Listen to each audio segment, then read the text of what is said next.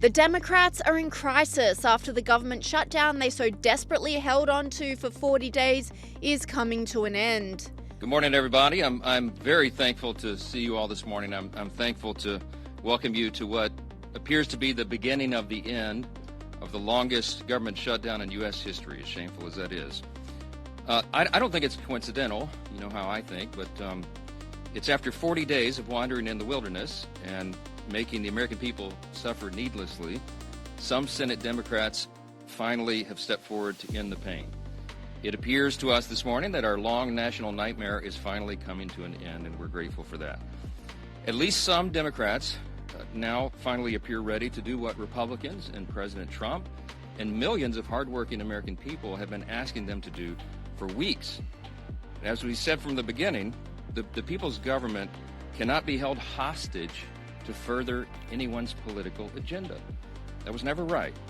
Shutting down the government never produces anything. It never has. And despite the filibuster being broken last night, allowing a clear path forward to reopening the government, Hakeem Jeffries is vowing to continue the fight to keep the government shut. And that's why Democrats have been waging this fight. And we'll continue to wage this fight. No matter what comes over to us from the United States Senate to the House of Representatives at some point this week. Our position as House Democrats has been crystal clear. This commentator blasted Jeffries' last-ditch attempt to keep the government shut, saying Democrats are sabotaging the economy, cutting off paychecks, cancelling flights and taking away benefits from American citizens. The once great ally of the Democrats, the mainstream media, is also turning against Schumer and his party, with CNN exposing them. But I'll tell you one thing this has exposed, though, the complete and total failure of Obamacare. I mean, it's not affordable. No, you know, people that have it don't feel like it even is real insurance. And now we see, I mean, it's a mess. And if anytime the government's having to subsidize something like this, it's not working in the first place. And so I think the American people are realizing just how messed up the American healthcare system is. And the regime under which we live is Obamacare. But look, I think a lot of Republicans do not want people to see skyrocketing premiums. And so we'll see what that debate looks like. This whole thing has exposed this outlandish money laundering scheme where your tax dollars go right into insurance companies and your health insurance never gets better, your health care never gets better, your health outcomes never get better. That's what we have exposed here. So what our responsibility is as a Republican Party, how do we stop getting your tax money to insurance companies, and how do we put more actual money into the health care of the American people? Because I can assure you, writing a bunch of checks to insurance companies doesn't make your health care any better. Trump responded to the healthcare rort, saying he will be circumventing the insurance companies to ensure money goes to where it's needed. I hope that we're going to be able to have a healthcare where Lindsay and I were discussing it, Jim and I were discussing it, and Katie, we discussed it.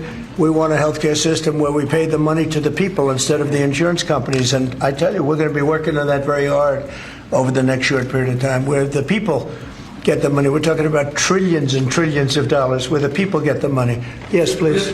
MSNBC's Morning Joe also turned on the Democrats, calling out the real reason for the drawn-out shutdown. The Democrats is they took crime off the front page of every newspaper. And that was the story. And they turned it into health care. This was confirmed by Democrat Senator Dick Durbin, who confirmed that his party dragged out the shutdown to protest President Trump. Many of my friends are unhappy. They think we should have kept our government closed indefinitely to protest the policies of the Trump administration. I share their opinions of this administration, but cannot accept a strategy which wages political battle at the expense of my neighbor's paycheck or the food for his children. Mr. President, I yield the floor. Scott Jennings doubled down, saying the shutdown and resulting pain for the most vulnerable Americans was nothing more than politics. This shutdown was nothing more than politics. Chuck Schumer and a big chunk of his party live in fear of the radical left. They decided to shut down the government to show the radical left they were willing to fight Donald Trump and Trumpism, just as Bernie Sanders said. They never had a plan to get out of it. They did like doing it because it ginned up their base ahead of Tuesday's elections, last Tuesday. But once the elections came and went, they had no idea how to get out of it.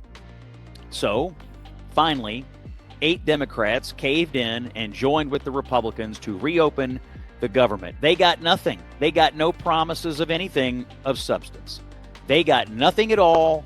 They exposed themselves as being craven political actors, and in the process, they have exposed, with this debate over health care, the absolute failure that Obamacare has been for the American people. And the Democrats' own John Fetterman added to the humiliation, calling out his own party, saying, after 40 days as a constant voice against shutting our government down, I voted yes for the 15th time to reopen. I'm sorry to our military SNAP recipients, government workers, and Capitol Police who haven't been paid in weeks. It should have never come to this. This was a failure.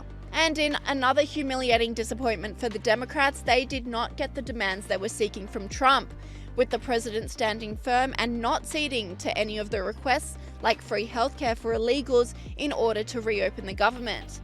The end of the government shutdown is finally in sight. Remember, this all started with Democrat blackmail. Republicans kept voting to open the government with no strings attached. The Democrats continued to vote to keep the government closed unless we paid ransom. And as a result, there was massive suffering across the country, people waiting for nutrition, the airlines backed up, people working, 6 weeks without receiving pay. And Chuck Schumer continued to change what he was demanding. On Friday, he demanded billions and billions of dollars of taxpayer dollars being sent directly to insurance companies to bail out Obamacare. Republicans have said, we're willing to talk about all of these things, but not while the government is closed. And it looks like today we're on the path because 8 Democrats joined 52 Republicans, and we have the 60 to move forward in this next step to open the government. And as if things couldn't get worse for Schumer, his former allies, like the ladies of The View, are calling for him to resign. With it, I want an opposition party. I think the Democrats caved. I think the Democrats let down the American people. And like you, Whoopi, I have absolutely no faith that the Republican Party will come to the negotiating table in good faith. You know, you do something like this, shame on you the first time. You do it twice, 3 times, 4 times, shame on me. Shame on the Democrats for even believing that the Republicans will, even vote on it. There's no guarantee in this New Deal that there's going to be a vote. There's no even commitment to have a vote. So the bottom line is the Democrats went into this after a blue wave out of the American people saying we do want the opposition. We the working people want the Democratic Party to fight for them. And now they just caved and surrendered. I think Chuck Schumer, his days are over. If he cannot keep his caucus together, he needs to go. He needs to be replaced. I completely disagree with you, Sonny, for this reason, what you rattled off. The Republicans run the executive branch.